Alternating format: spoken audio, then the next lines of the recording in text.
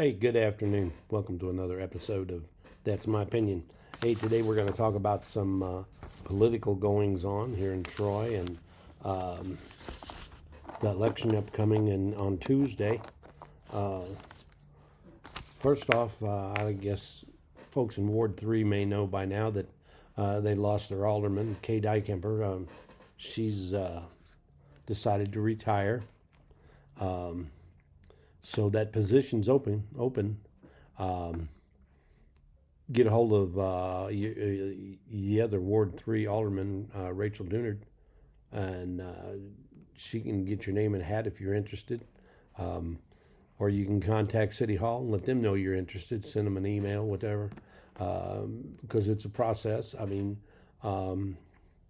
it's open to anybody. The board has final approval on who gets the position.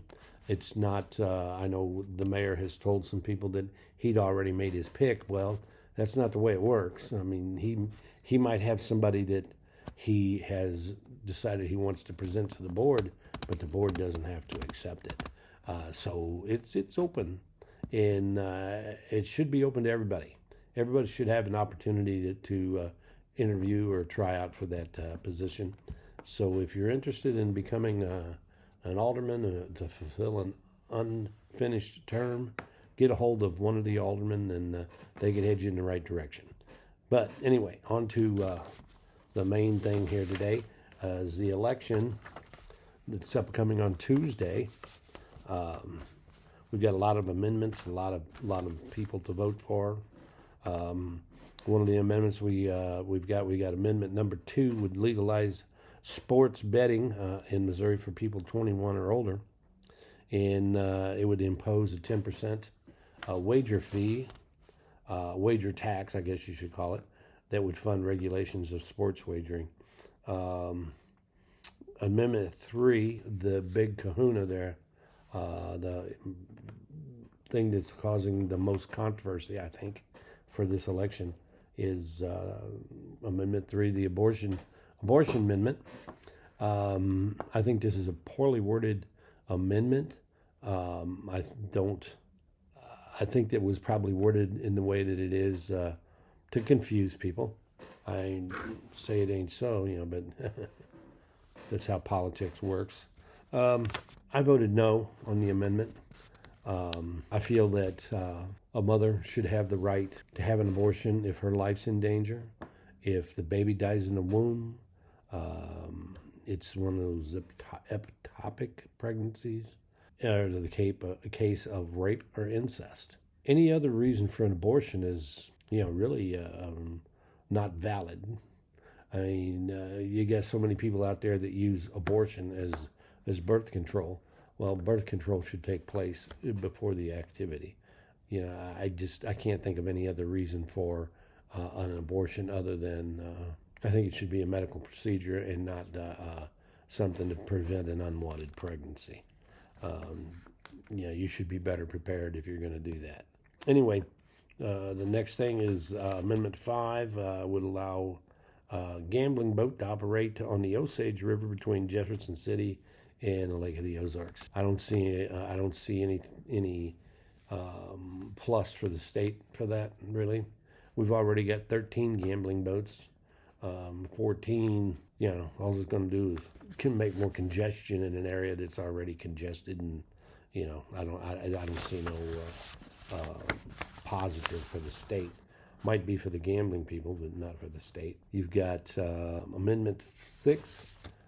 They're adding the court fees to the pension system for to fund the sheriff and the prosecuting attorney's pensions.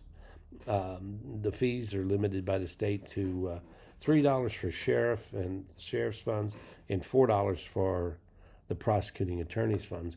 Now, this amendment was presented before, and it was ruled unconstitutional.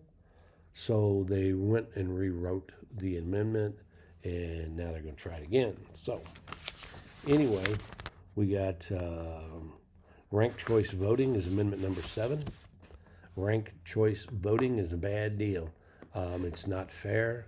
It throws out the possibility that with ranked choice voting, it's possible that you could have 3 Democrats on the ballot and no Republicans, or vice versa. It wouldn't. It's possible that you wouldn't ever get a libertarian on the ballot ever again. So it's not a good amendment. It's not a fair amendment. It really gives the Democrats the edge. But it's on the amendment, so vote no on Amendment 7. Then Proposition A, they want to raise the minimum wage from $12.30 an hour to $13.75 an hour on January 1st, 2025. And then they want to raise it to $15 an hour in January of 26. And the proposition would also require employers with 15 or more workers to provide an hour of sick pay for every 30 hours that an employee works. So if you got, most of your employees are, high school kids or moms or whatever, for every 30 hours they work, they're going to get a sick day or get a sick hour or whatever. These jobs that they're trying to raise the minimum wage on again are part-time jobs mostly. Hamburger flippers, gas station workers, convenience stores, that kind of stuff. Jobs that high school kids or young folks traditionally got to get their entry into the work world. Now they're making it almost impossible for these kids to get these jobs because there's adults that's just taking them because of the job market is so tight. But those 3 amendments. Next, we got who we got running for office here. We can just go into this a little bit. Our House District 4, that's us in Lincoln County. We got Doyle Justice is versing Hans Stock. I think Doyle Justice deserves a second term. I think he's done a good job for Lincoln County. I think we need to support him every way we can. Treasurer, we got Vivek Malik and Mark Osmek. I know Vivek Malik has worked really hard to win the primary. He worked hard to get on the ballot, and I think he deserves the job. He's worked for it. He's proven that he's willing to go the extra mile for the taxpayers. I think we ought to give him a shot. See, we got Secretary of State Denny Hoskins, and we got who's a Democrat here? Barbara Piper. I think Denny Hoskins deserves our vote. I think he's a good man. Andrew Bailey, Attorney General. He's always done a good job for Missouri. He's been on top of things, both state-wise and federal-wise, and I think he deserves another term. His opponent is Elad Gross. I know very little about him. Lieutenant Governor David Nasinger is a Republican, and Richard Brown is the Democrat. Lieutenant Governor is a toss-up for me. I mean, I voted for David Nasinger. So, whatever you think. Governor Mike Kehoe and Crystal Quaid. I went with Mike Kehoe.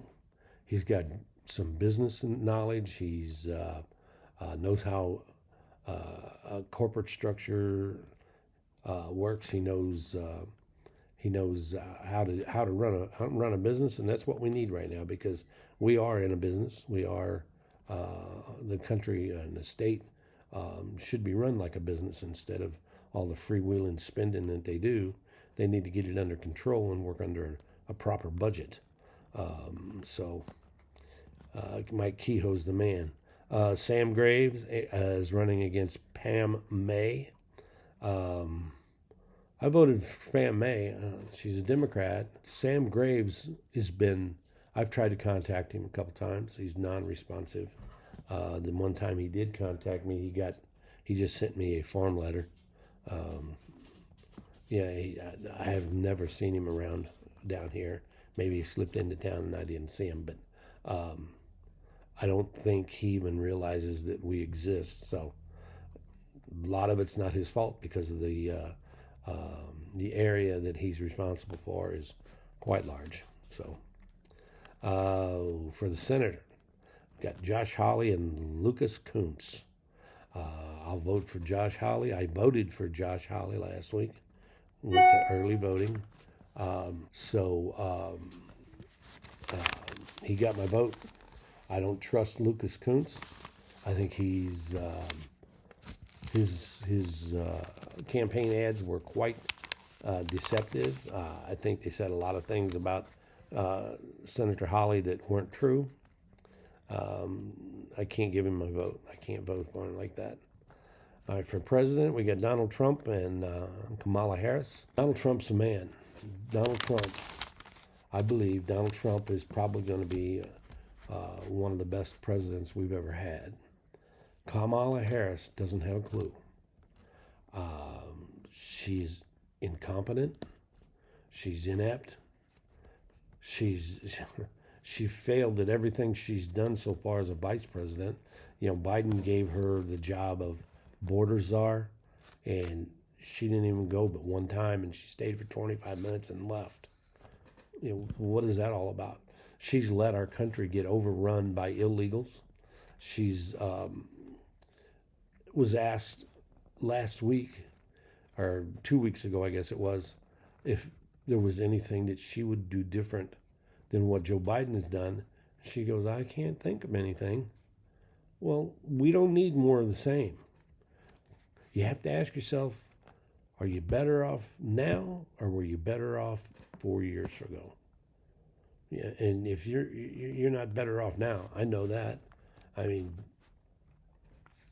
for two people, you spend maybe, I don't know, $80 every couple of weeks for groceries. This last week, my wife spent over $300 on groceries for two people. That's ridiculous. Yeah, and that's a result of Joe Biden's economic plans. It's a result of Joe Biden closing the oil fields and shutting down the coal fields and shipping everything overseas. You know, Donald Trump may not be your first choice, but he's the best choice we got right now. You may not like his mean tweets. You may not like his salty language. You may not like some of the things that he says about people. But what you got to look at is results, and that's he's going to get results. He got results his first term. Yeah, he'll get results again. We've seen what Kamala Harris can do. She's got no results on nothing. You know, use your head. Don't vote on personality. Vote on results. You may not like the guy, but he's the one that delivers. And this is a little message to you guys in the religious right that are going to try and set this one out. You can't set it out. This is a very important election on more than one level. Yeah, if you care anything about this abortion issue, you got to vote. If you care anything about this country and the freedoms that we're about to lose and we have lost in the last 4 years, you have to vote. You have to get out and forget about your moral superiority or whatever, and you got to vote. You got to vote for Trump to get this country out of this quagmire that we're in.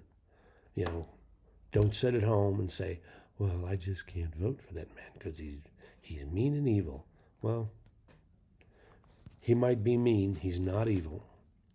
Yeah, he might have a locker room talk about him. He might have kind of salty ways. But you got to put that aside and do what's best for the country. You cannot leave your voting rights to someone else and hope that they do the right thing. That's where we're at. Everybody needs to get out and vote. Thanks for watching. Have a great day. Don't forget to like, share, and subscribe.